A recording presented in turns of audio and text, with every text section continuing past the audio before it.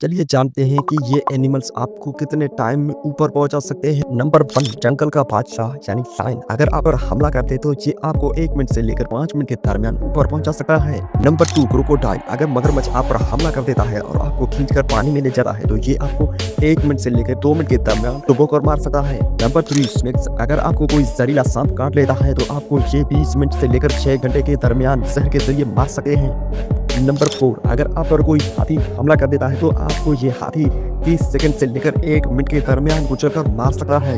Number 5, bear. अगर कोई भालू पर हमला कर देता है तो ये आपको 1 मिनट से लेकर 5 मिनट के दरमियान ऊपर